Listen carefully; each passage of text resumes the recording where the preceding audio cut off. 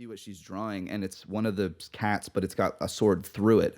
And it just that's interesting too, because obviously she's identifying herself as that, but then she's, you could say it's like almost an expression of suicide or something like that, and that's incredible. Yeah, there is a self-destructive, a desire for death at one point. The sort of psychologist character brings up at one point, but Oliver doesn't read any of these as bad signs. He doesn't read this as like, well, when we walked into that pet store fucking exploded.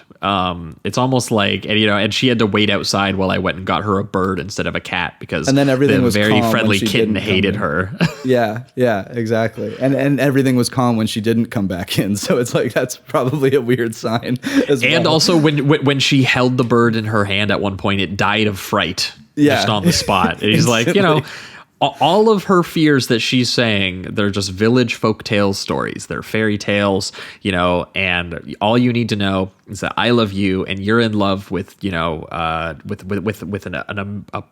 plain Jane Americano man, and we're gonna marry each other just like, couples do in America. And they do. Even though all of his American friends do view her as a bit of an oddball, and they see her as sort of foreign and exotic, and her traditions involve drinking from like a cauldron at like a candlelit table, and there's that cat woman who like ominously greets her and refers to her as a sister, and and she also very much is concerned about consummating the marriage. And it's basically the first thing that she brings up the second they get home is that, like, look, I love you. I married you for a reason. I'm still very scared that if my passions were to be aroused, we'll say, I am literally going to turn into an evil cat beast that's going to tear your fucking throat out. And at first, he is very like, you take all the time in the world. Like, I'm just glad that you're my wife. I will be as patient as you need me to be. And obviously she's also very deeply unhappy about it. There's that really beautiful shot early on of those two separated by her bedroom door in the apartment. And he's on the one side and she's on the other, and like the snow is falling in the background, and she just like falls to the floor, realizing that, she loves this man and she wants to have this man in her bedroom, but she needs to cage herself like one of the panthers, because she, like those panthers, who knows what she could do if she were to get out, and like that's such a sad moment where she like the cage is self-imposed in a way. And that is the sort of breaking. It's very funny, and I think it's because it's a 70-minute movie, that's why it's funny. It's not actually designed to be funny, but it's like fade to black and then we fade back in, and he's like, okay, it's been a month. I have not had sex in a month. there is actually a really another moment where it's the exact same kind of beat, but it's further along, and it's when he's again, she's kind of expressing herself about what's going on and everything, and he goes to her and he's just like, I dance in the streets to make you happy. And she says that when she feels in control, she especially feels in control when she is happy and when they feel good, and then they're not quarreling and all of that. And then the next scene, again, another fade to black. The next scene, he's at work and he's just like, I don't understand. I've never been unhappy before. What do I like? What is this? What is this feeling that I'm having?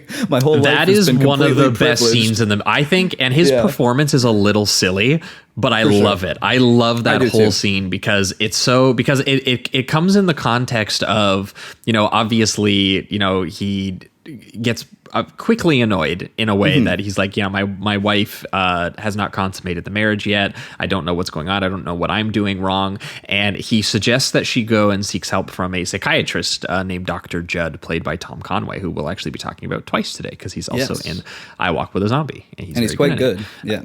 Yeah, I like him in both. I think he's actually one of the better performances in both movies. I agree. And I think it's because he gets the most like troubling performance in this specific movie. This one is like wild, just how, he acts so sophisticated, intelligent, well-spoken, all of that. He's the man of science. Oh yeah, he's doing psychoanalysis on her. At least these great hypnosis sequences where he's trying to essentially find out what is happening internally and trying to access something more subconscious than what she's saying. And all he's finding is exactly what she's saying, which is one of the funniest things, is that he doesn't go, oh, maybe she at least believes this, or, she's telling the truth in some capacity, because it's just such an insane story that she is descendant from cat people who, if they were to ever get turned on, would just turn into a cat and start killing people. And he's like, well, I'm a scientist, I'm a doctor. And, I always love when there's the rational character who is confronted with a supernatural event, and it just like becomes this weird, like, existential anxiety journey that they end up going through. But this doctor character is so funny stubborn, because he is literally stubborn until he dies, which is awesome. I was literally going to say that. It's such a funny spin on the character that you've seen 1,000 times, and it's also pretty wild to see it in 1942. It would be a gag in another movie that it's like, oh, I guess that was real, like, at the moment of his death. It's so funny, and I honestly, the way that they write him and pace him out throughout the movie, it's such a satisfying moment as well. Just because, they really grow you to absolutely fucking hate this guy, because once the truth is even revealed, you see him scheming in the background. You see him, making moves on her, which is obviously incredibly inappropriate given the dynamic.